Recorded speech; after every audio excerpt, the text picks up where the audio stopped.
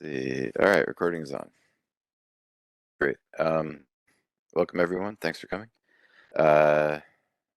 We might get a couple more. I started before the 5 minute delay, but uh, I think we did have a late agenda bash. I invited Eric and Chris here to give an update. They're starting some new multicast work, and I wanted to kind of get them to speak to what they're trying to achieve and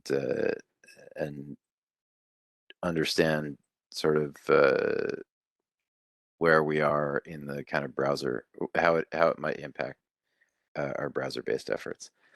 Hi, Casey. Welcome. We're recording, by the way, just to make sure you're aware.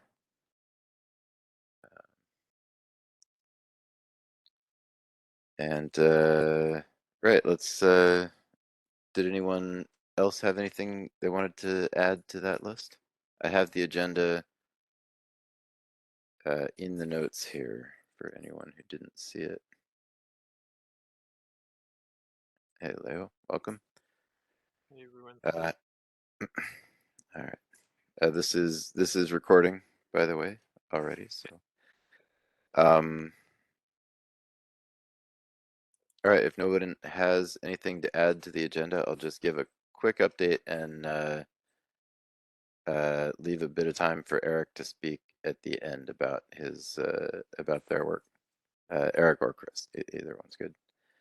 Um, so just a brief update that we had. We've continued working on the quick multicast implementation and corresponding changes to the spec. We've been refining that some with some of the pieces we've been noticing. Max has done really great work there.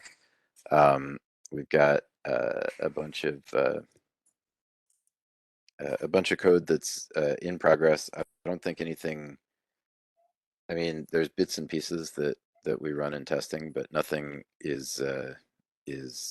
We don't have a functional demo yet. We're still targeting the IETF 114 in July. Um, you know, still no promises on that, but I think we're on a reasonable pace to have some hopes of hitting that. We may or may not, in fact, get there. We noticed a new problem with web transport. I wrote about that briefly in the email. I think there is a workaround, so it's not like a showstopper, but it's sort of inefficient. And it's extra inefficient. I'll probably add a section to the spec under operational considerations about it.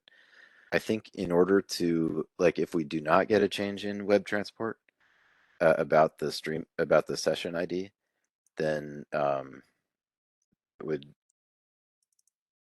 it would essentially require running up to 4 channels for the identical data, with the foremost channels being dedicated to using different sized stream IDs. So the problem is that when when the client connects and issues a request for a web transport URL and gets back the 200 response, then the current specification for web transport and for the H3 datagrams, they're both kind of the same, is that the ID of the stream, of the client initiated bidirectional stream that the quick session uses to open to make that request is then used later as the session ID. So the problem here is that many different clients have many different uh, uh, stream IDs for that value, and so all those values will be different for all the different clients. Now, when we're sending stream data in channels, the stream data has to be identical for every stream sent in a multicast channel at every offset. So the workaround we would be forced to adopt if web transport doesn't provide an extension or a change, or if we can't convince some kind of, and we can make this proposal, but uh, but we can. There's a few ways to fix it. One is to allow a server provided ID as the session ID. This would be a change to the web transport spec as it currently stands, but would mean that the server would be able uh, to give the value that lets all the channels share the same ID. So that's one approach to doing it. Um, Hello and welcome, Henri. I don't, I'm not sure we've met. Hi. We're recording the session, but if you're here for the Multicast community group W3C meeting, this is it. We were discussing the web transport issue. So it is possible, because there's a unicast connection for between every server client pair in our current spec. It is possible to send that data on the unicast connection, send the rest of the data in the stream. But because these IDs actually can have different sizes, then all the stream data would be at a different offset, which would require then there's 4 possible different sizes. It can be a 1 byte ID, a 2 byte ID, a 4 byte ID, or an 8 byte ID, because of the way they do the variable integer encoding and quick. In the limit, the workaround we'd need to adopt is like everything that we're trying to send over multicast data would need like 4 different sessions, that 4 different channels that could be applied to different lengths of session ID, um, but would be essentially being vastly more efficient than unicast. Ideally, we can get an extension or a change in web transport. So I think the current plan is to implement it with the existing web transport way, but also propose and implement an extension. And we'll be looking for feedback from some web transport people this month about that, and seeing if we can get any concessions to the scalability benefits that we hope to bring to this. I don't know how that's going to go, but I think the plan there is we'll do one more rev of the current spec, and then we will send it out to the MSEC list and probably to web transport, maybe with a sort of header trying to describe that issue, so that we can get some web transport focus on that specifically. So that's the main new development this time, I think, is that we'll need a web transport spec change, or to live with inefficiency for a little while. So yeah, that's basically the plan, I guess. If anybody want to add anything to that, or I don't know if we've all right.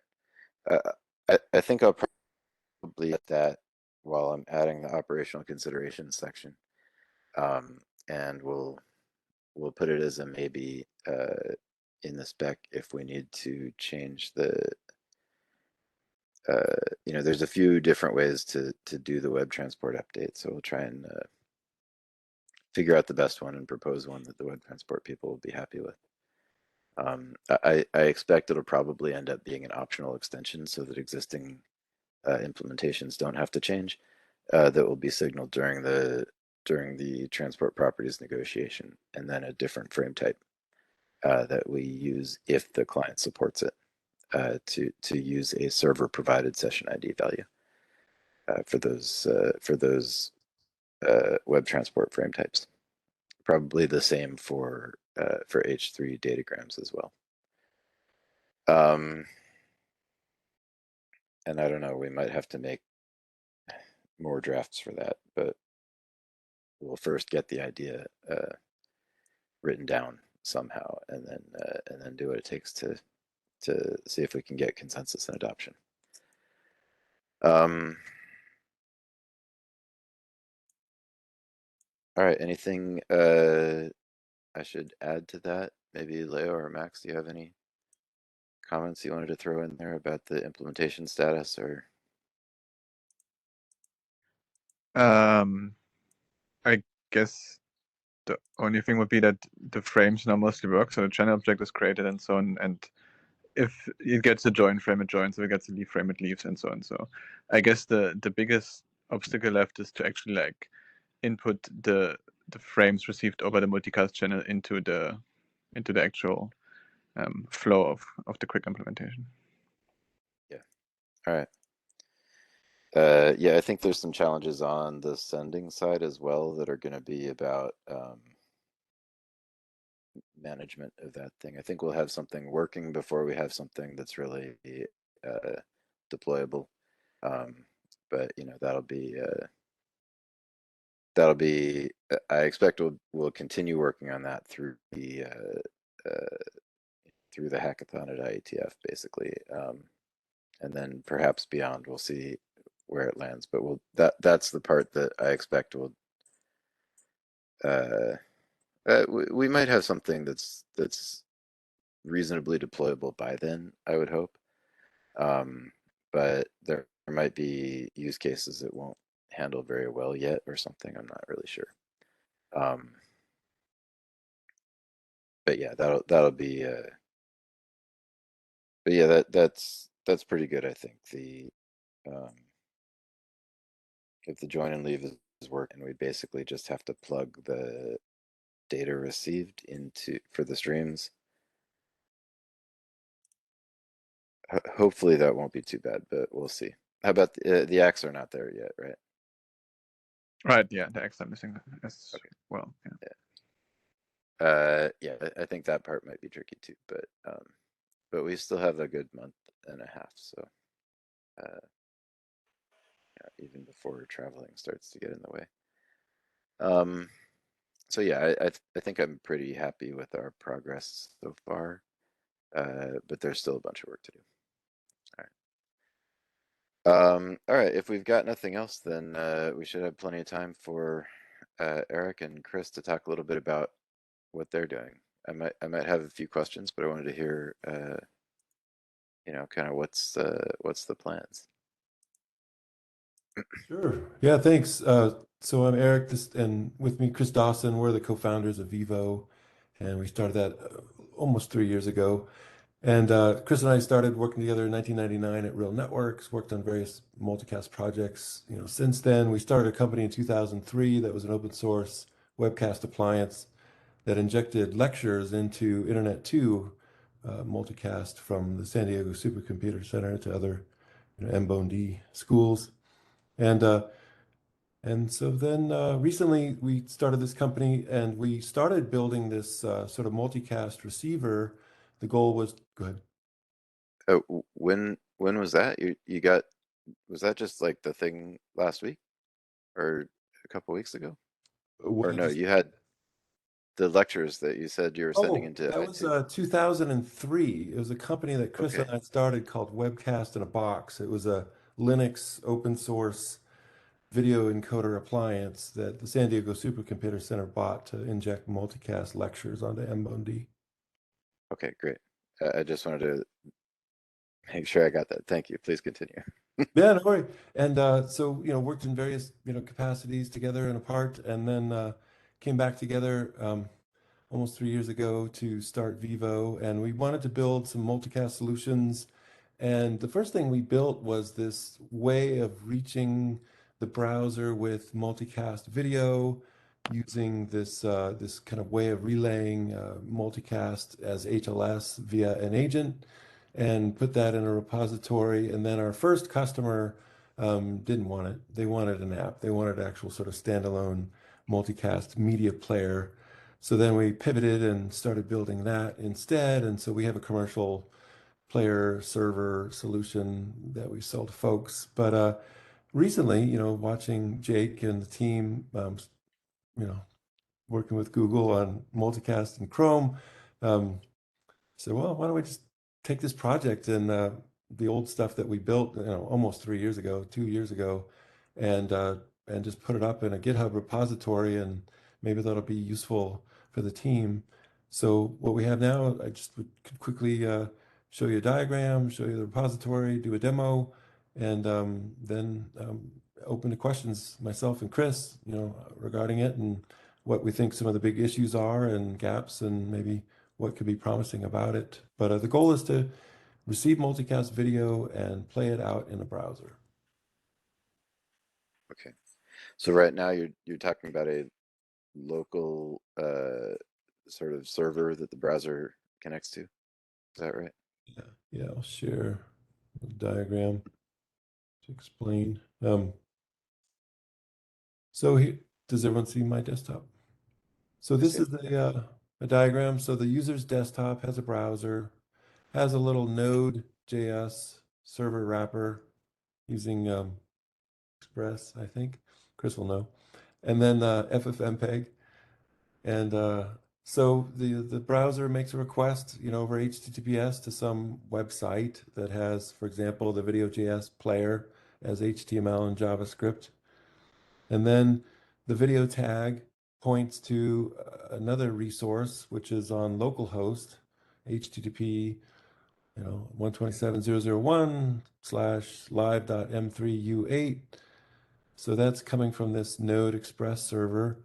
And what it does is it holds open that request, and then it executes a local copy of FFmpeg with command to join, a multicast source. So it joins the multicast source, and FFmpeg starts generating HLS, TS files. And then the Node.js server responds to the request with the playlist and starts responding with subsequent HTTPS requests for the HLS chunk files. And we have the video that was multicast in the browser. So I could do a demo, or we could answer questions, but your prerogative. Sure. Well, I would like to see a demo, but a couple quick questions. This is not making ABR versions of it, right? This is FFmpeg takes what, like RTP, probably? Yeah, it just, -I, RTP : / 239.0.0.1, port 1234. And then the output is HLS. And since it's only being served to localhost, we just do the best resolution possible. Okay. And then but it's basically just re-encoding what it got on UDP. So this is not this will be sort of a fixed rate essentially coming from UDP and then re-encoded or maybe just repackaged to the extent it can be by the FFmpeg. Okay. Yeah, best case scenario is that, it's transport stream coming over and we just do a segmenter. We did it with FFmpeg, we did it with TSDuck. I mean, there's a few ways. I think we could probably use a much lighter segmenter packager than FFmpeg. Maybe. Okay. And then the HTTPS connection is where do those certs come from between the browser and the Node.js server?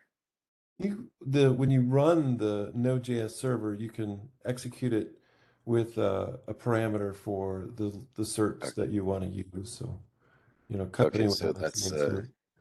so these are just like HTTPS localhost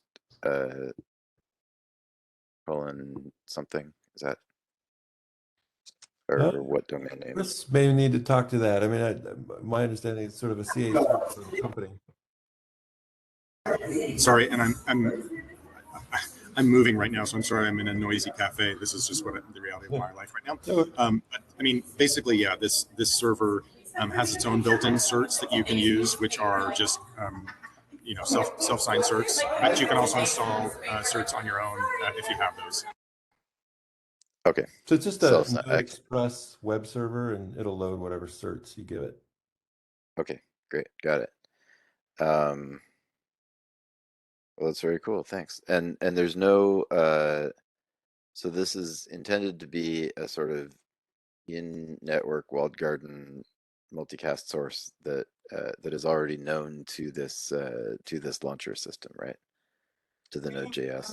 And you know, as it turns out, this implementation's been sort of copied by various folks in various capacities. So, you know, various other enterprise video companies have the same exact implementation for their local on-premises enterprise multicast receiving. But then I also know of some networks that are using this in set-top boxes. So they receive multicast, and then this sort of process runs in a set-top box. Think of it like an HLS gateway for a multicast. Okay. Yeah. All right. That's cool. Should I do a demo? Sure, that'd be great. I don't know if so Chris and I are both ready to give demos, and when I start broadcasting multicast, it'll be interesting to see what my Wi-Fi decides to do. Well, usually it works. So let's see. So here I have my little Mac, and so here's my FFmpeg command, outputting 239. Okay, so I'm sending some multicast data.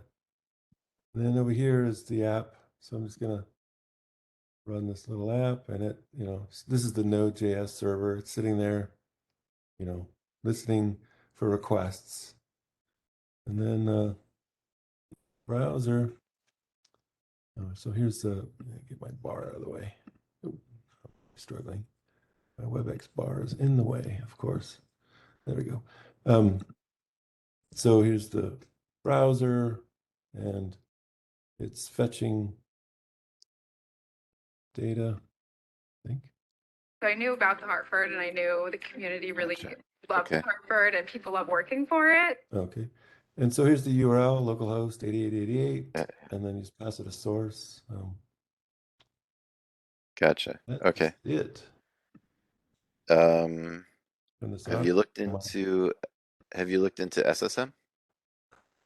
Uh, it's a little bit over my pay grade, but yeah, that's definitely a good idea. I mean, right now we're just sort of doing ASM on both sides for a lot of the stuff we do, but there's definitely an interest in SSM for that.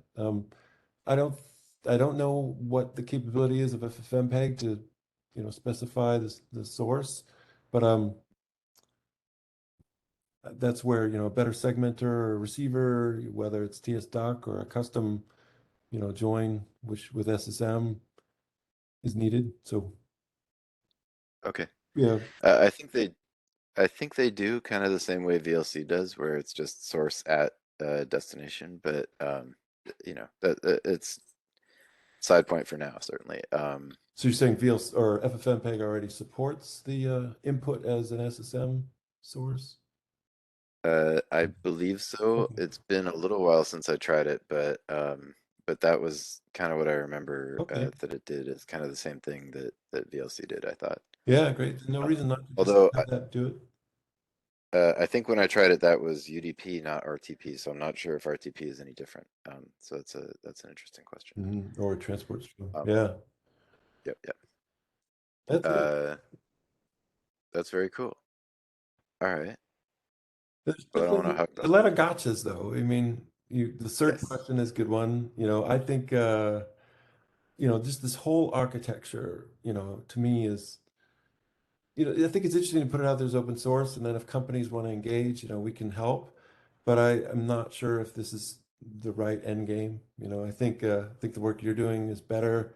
You know, our client has a Chromium engine, so putting your Chromium fork in our client is interesting. But yeah, the idea of an agent running on the browser or running on the desktop, you know, it's a web server. So, you know, you have to convince people to run, you know, an open web server. And I think that the Chrome is going to get even less permissive. I predict that Chrome is not going to allow, you know, local hosts, not going to allow, you know, everything's got to be TLS from a source, right? So I don't know. I predict that this method in general um, may be problematic in the long run. Certainly installing Sure. software on a machine and running a service on a machine is not ideal. Yes.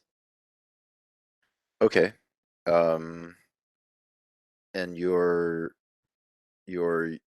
use case is mostly for corporate and university kinds of environments here where they own the network and they're distributing. Okay. Yeah, very Uh, private perimeter, single domain. okay. I guess the other way I've seen this discussed is like each, uh, you get some kind of office setup Hmm. where there's, people who are essentially on the same Wi-Fi would be getting unicast from a server where you're running the proxy, and then other campuses, other buildings, maybe other rooms would be doing would also, so the end client would be, you still might have multicast to kind of take the load off of uh, your internal distribution or something, but so you don't have to have a central server that everybody has to hit. Um, Yeah, I like yeah, that but approach a lot. And I think, that's one thing we're working with a company that has building a set-top box. And the set-top box is going to be a multicast receiver on ATSC 3.0. And then it's going to do exactly what you said. It's going to be an HLS gateway.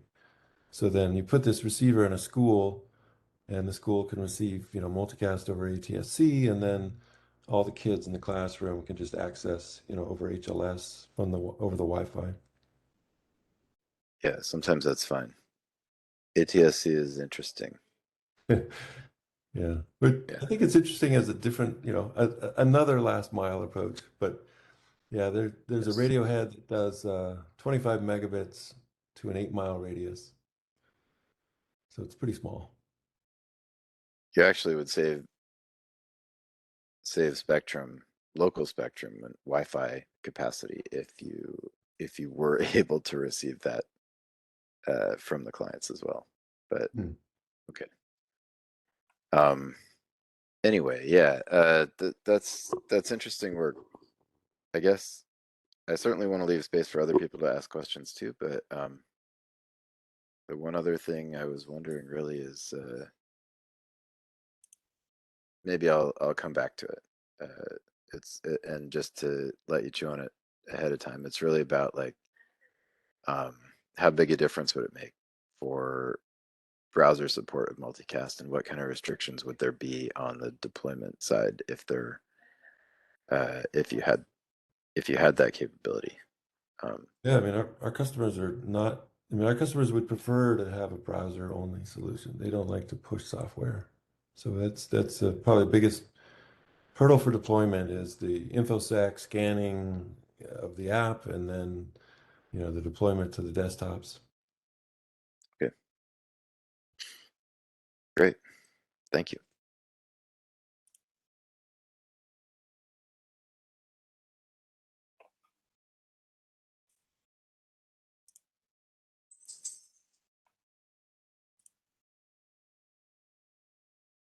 If anybody else is speaking, I think you're muted.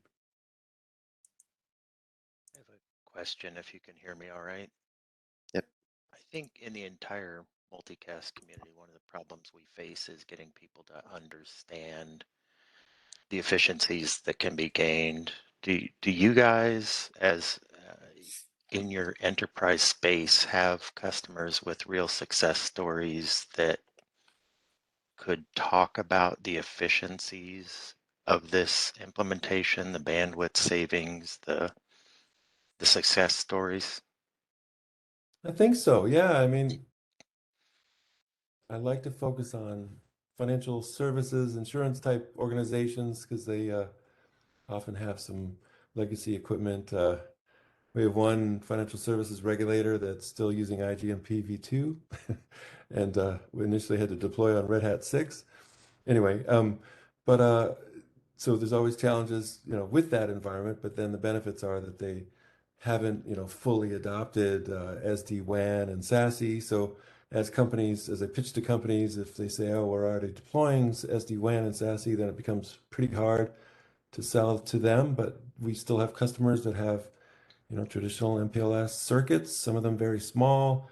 For example, one customer, I think it's a Verizon circuit between Hartford and Charlotte, and they give us 2 megabits. So there's not much you can do with 2 megabits except multicast in that scenario. So if you want to reach those employees in Charlotte with a live video, and if there's 50 or 100 of them, you've got a 2 megabit pipe, then we're pretty much the only game in town, I would say.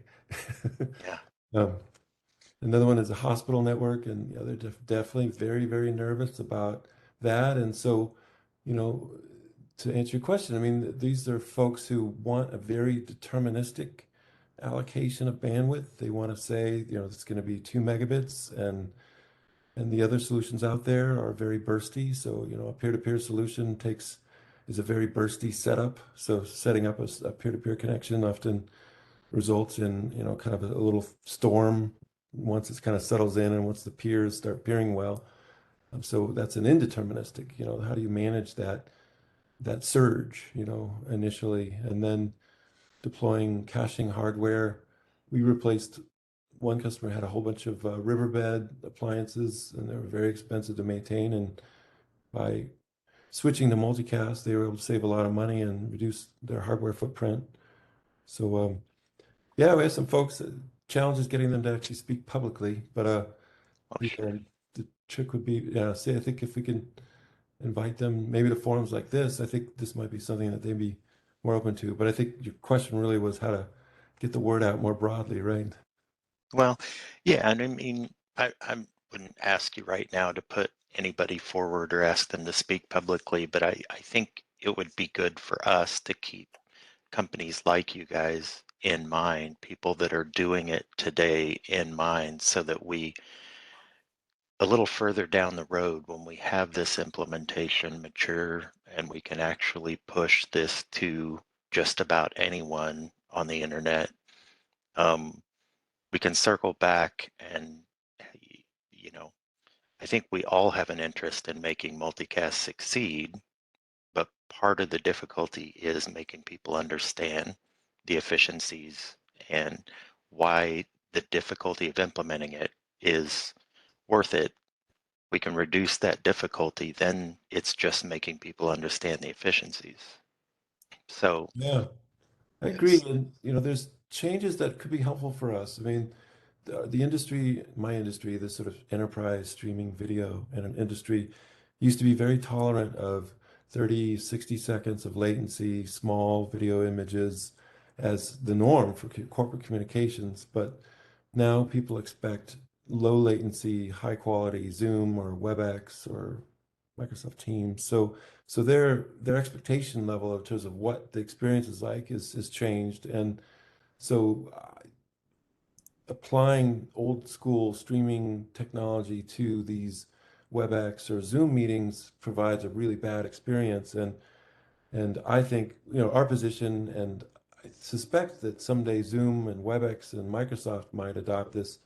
I'm not sure about Microsoft, but something where their client might even just join a multicast, or they might actually consider multicast as part of their client because in their webinar modes, and Zoom's doing 50,000 person Zoom webinars, it's really impacting the network. And the expectation is that it's, synchronous, low latency, HD quality. So I feel like adding multicast to the Zoom client or the WebEx client is basically what they need to do to keep their customers happy. So you said it's harder when people have deployed SD-WAN and SASE, right?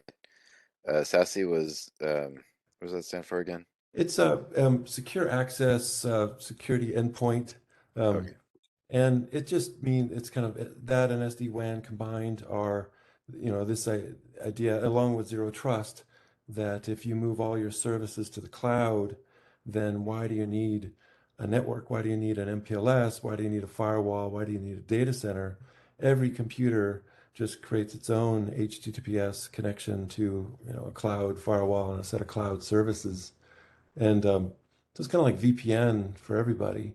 And But they still need capacity, right? Like it's cheaper capacity, as I understand it, right? Because it's their regular internet connection. But you still have, I mean, so the cost comparison, and please correct me if I'm wrong, I don't really know this very well. But it's like what, 40x or something? Like you can get a 400 megabit uplink for about what you'd be paying for a 10 meg MPLS setup. Is I that don't know that. I would love to know that in the information. right? Yeah, it's I would love.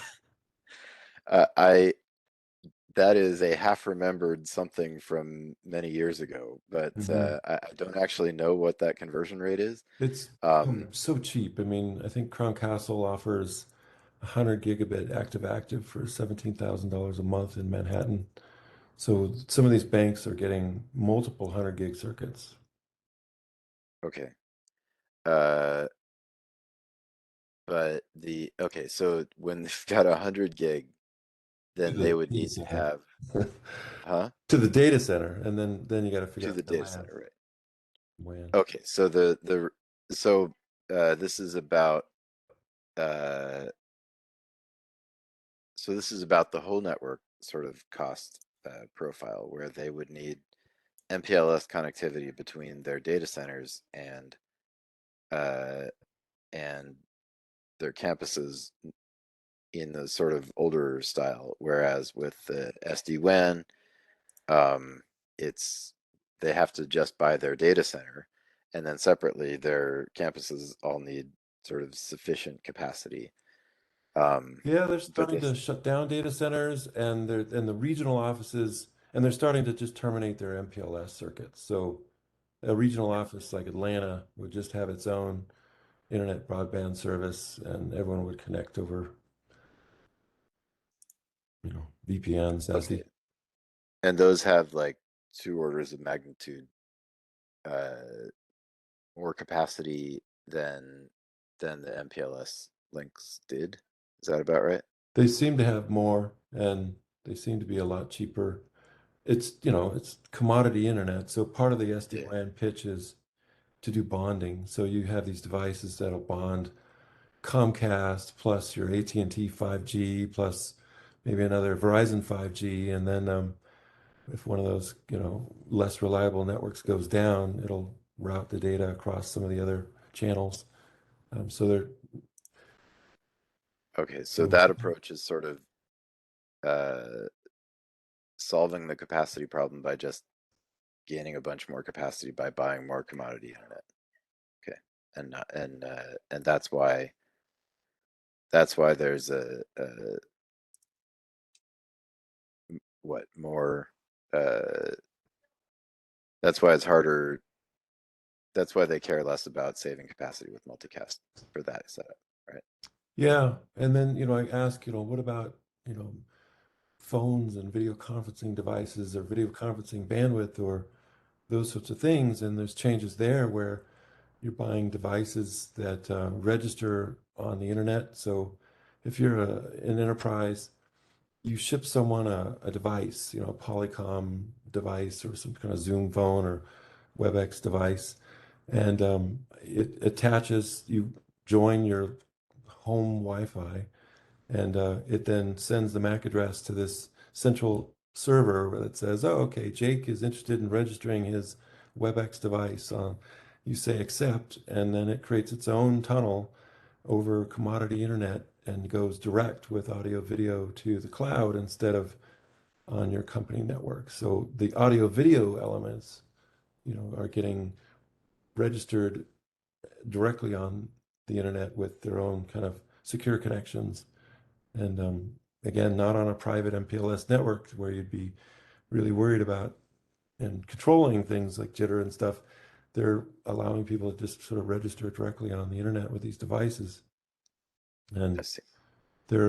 and that reduces a lot of, yeah, well, reduces some bandwidth. But yeah, you're right. I mean, at the end of the day, all these devices and laptops are going out through some sort of limited, internet capacity in the office.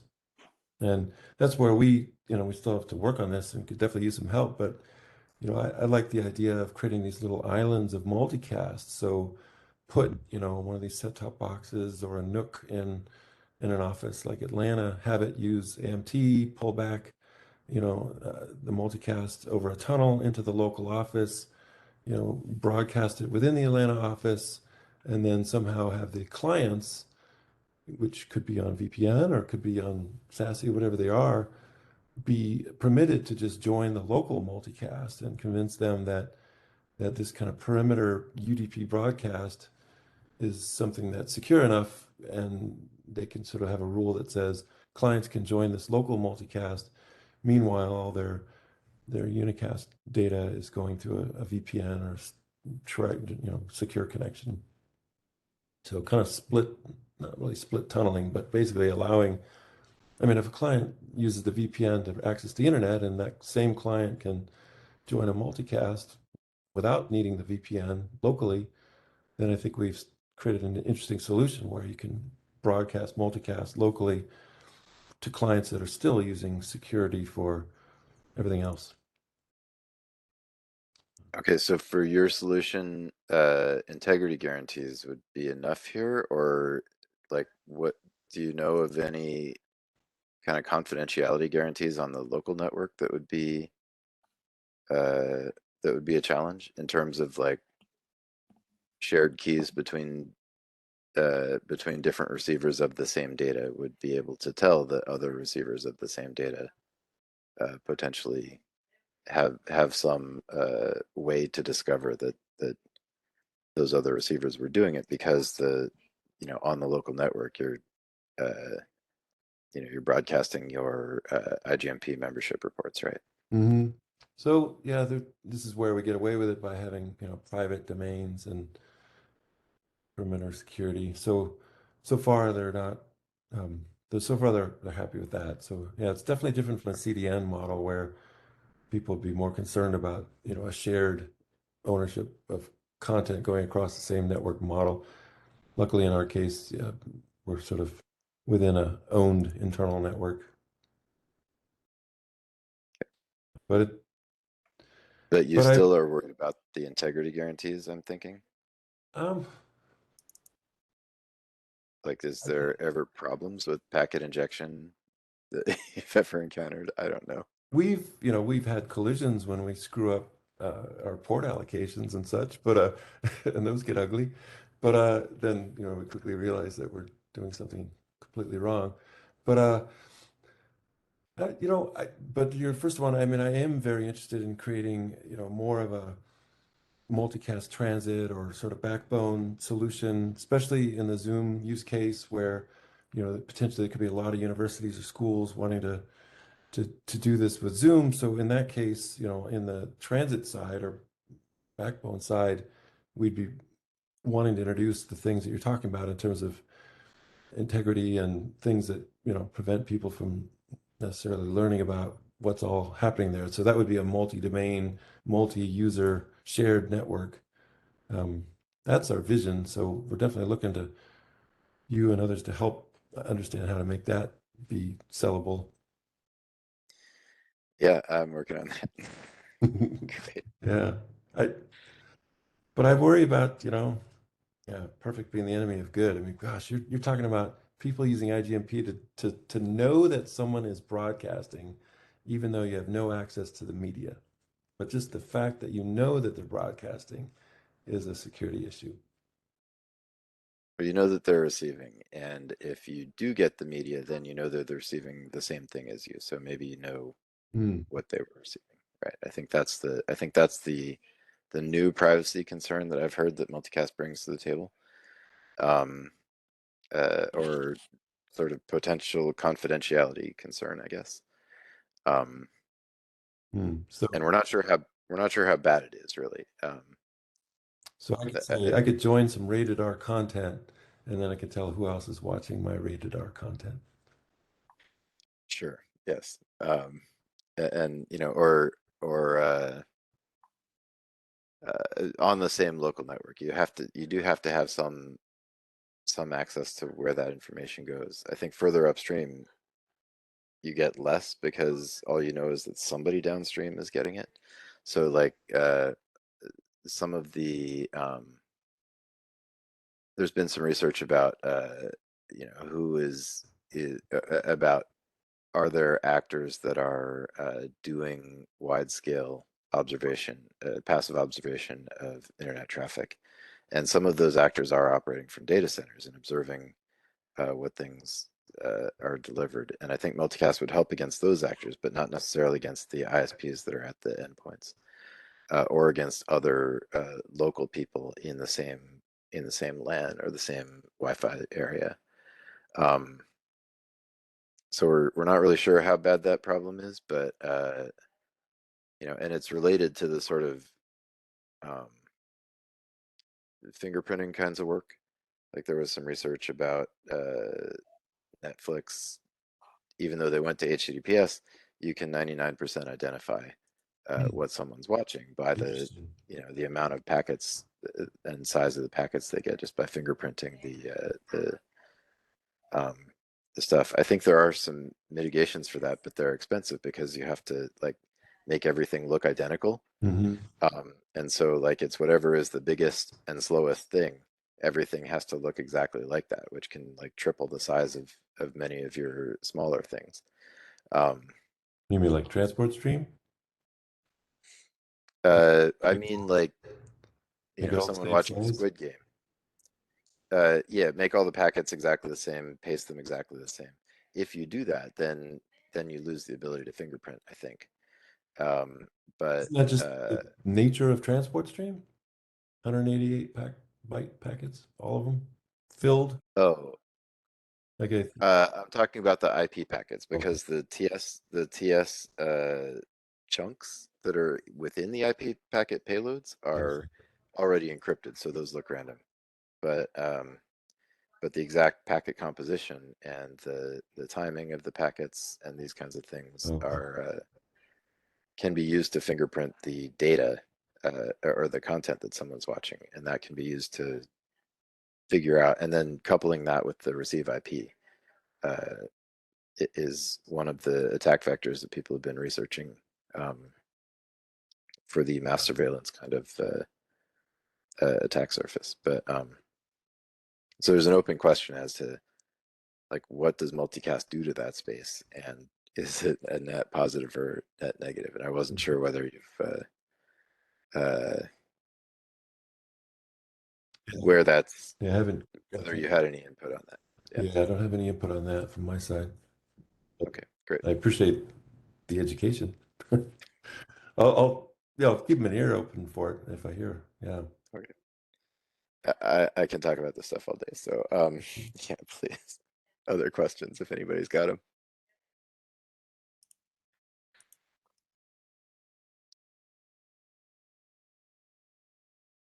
All right. I mean, I definitely, one tack is to, can enterprises will install stuff. So, I mean, one idea I had was, can we get them to install, your Chromium fork? Is there a way to kind of package and support that Chromium fork as a sort of a Vivo browser or, some browser? I mean, the point is that enterprises actually switch, and I think it's, for example, Brave. I mean, I think if you put, AMT and multicast into Brave, and as companies are very concerned about these things, some may start adopting technologies like Brave to mitigate other privacy issues, and then you find yourself with a great, mechanism for the distribution of your multicast browser technology. As we get a viable proposal closer to completion, I would be very interested in getting adoption in a maintained and deployable browser. Certainly, yeah. I mean, the one that's there is open source and can be forked. Can be people can just use it according to the license, and that's great. The one we're working on now, we hope has a spec with a better future in terms of and easier usage. I think like from the application side, it should be possible to make it transparent so that you don't know or care whether you're using multicast at the browser layer, at least most of the time. Like you might have to enable it, I think was the API we were hoping to aim for, but there shouldn't be any difference in terms of receiving the streams. Although if you want to send something over datagrams, then you would have to send it over datagrams. But if you do it with a with just server originated streams, then it should be possible to make it agnostic at the receive application side in your sort of JavaScript or WebAssembly receiver, whether it came in through multicast or not. Did you say you had a different browser candidate? So the spec that we're working on now. Yeah, so there's two different branches they're actually both in that same Chromium fork repo. But there's two different branches, and one of them uses our new quick proposal, and that's the one that's not running yet. The other one uses the first proposal for what the API would look like, which actually just exposed a sort of multicast receive path as a JavaScript API. So that one does run, but that's the spec that was. I mean, it was a first try, but the feedback we got was that this needs to have encryption baked into it better in order for this to be a candidate for adoption by W3C. And it was not super supportive feedback. It was more like, you haven't thought about this problem well enough yet. Go think some more. So that's what we're trying to do with the quick version, and we've put together the security considerations document, and we think that the quick base specification matches with those security considerations. Oh. And so we think it's on a better path, but it's not like at this stage there's adoption of it or really great support of it either. But it's Google your has hope that long-term Chrome would support quick multicast. Chrome, Firefox, yeah. All the WebKit and Safari. That's where we'd like it to land. Is that it's a normal part of the quick specification and web browser implementations. That vision is probably not this year and probably not next year, but we're gonna, by that time we should have a better view of, whether it's got any legs, whether people would be willing to take this, or whether there's really any problems with it.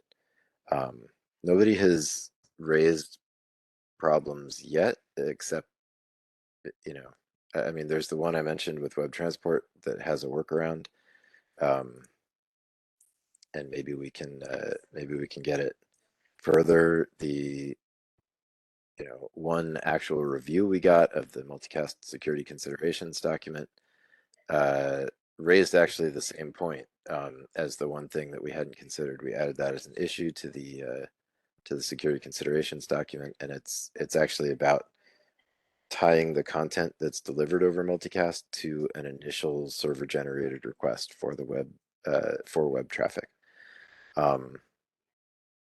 So so I think there's some text to sort out in there, but conceptually, I think we have not seen any technical objections that are not addressed by the current spec. But that doesn't mean we won't, right? So caveat emptor there.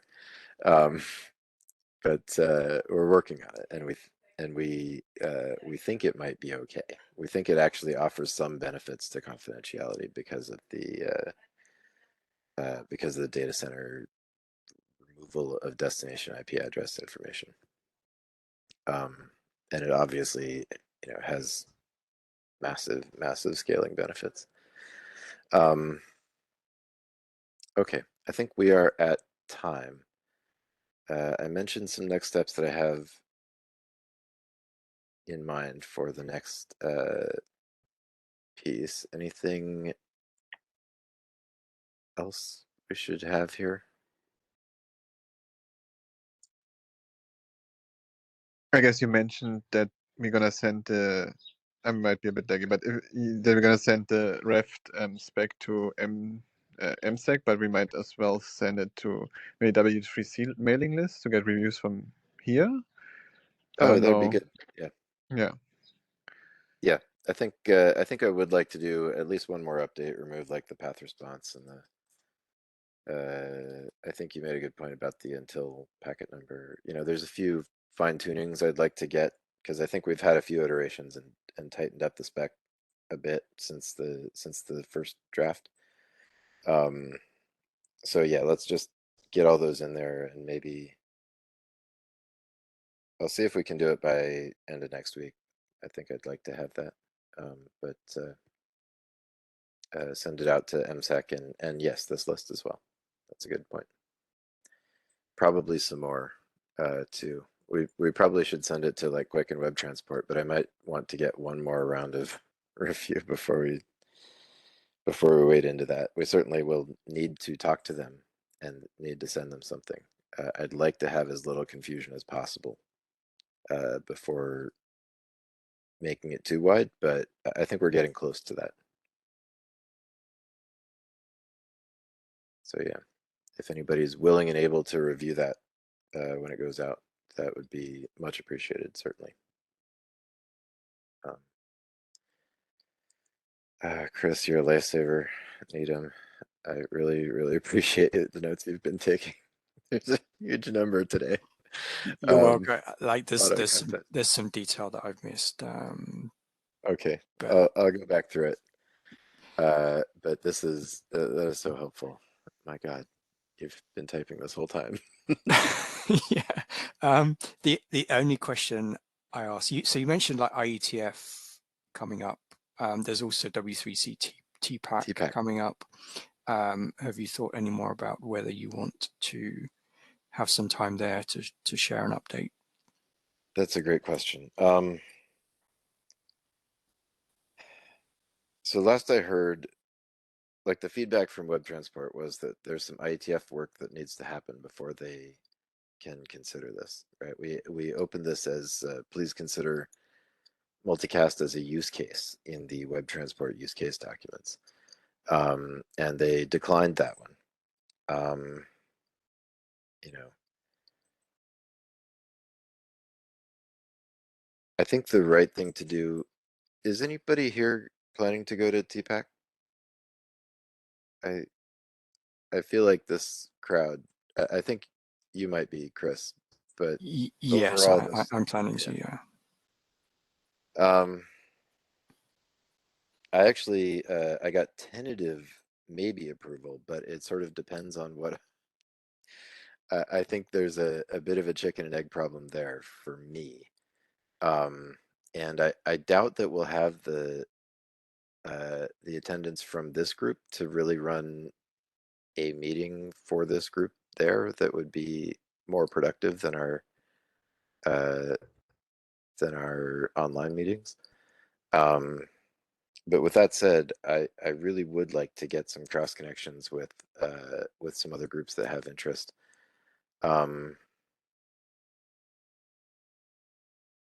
Yeah, I'm kind of thinking I want to see how IETF goes, and then the TPAC is in September, right? Yeah, that's right. Yes. September 12, I think, that week. September 12, so September July 12th to 16, yeah. 12 to 16. Okay. So what it'll start to get a little bit tight then. But what I'm going to try and do is get some signals during IETF about where things stand with some of the people that go to both, and then get approval based on that or not, based on what I would need to present at TPAC. Are the agendas going to be all set a month ahead? Because I'll have to have a pretty fast turnaround, but I think before the beginning of August, I can probably get a straight answer on how much benefit am I going to get from going there. and be able to either sell that or decide not to sell that to my management chain. Yeah, I think the difficulty is allocating time, because we're being, like, W3C groups are being asked kind of right now about how much kind of in-person meeting time they want. So I think if we want to run something, it's probably worth getting a request in fairly soon for meeting time. I think I'm not going to run this group meeting at this TPAC, but my main question is whether I'll be able to get a slot in maybe like a few others that would be relevant. Maybe like web networks, maybe maybe web transport, maybe maybe media. Yeah, yes, I think in that case, I think there should be some flexibility. Like, I mean, groups have been asked to give like an indication of like roughly how much time they want to use. Okay. But I think there's flexibility in that as as we get closer. Good. Then I will rely on that flexibility and make that decision before the August meeting. Before the August meeting of this group. But after at least after IETF has started, so I have some early discussions under the belt there. Yeah, thank you. Good question. Okay, and with that, we are a minute over, and thanks everyone for coming. Really appreciate it. Thanks, Eric and Chris, for your update on this. I think it's really interesting work. I hope that that what we're doing here ends up, making your life easier for sure. And yeah, I'll see you next month, everyone. Thanks. Bye, everybody. Recording Bye. stuff.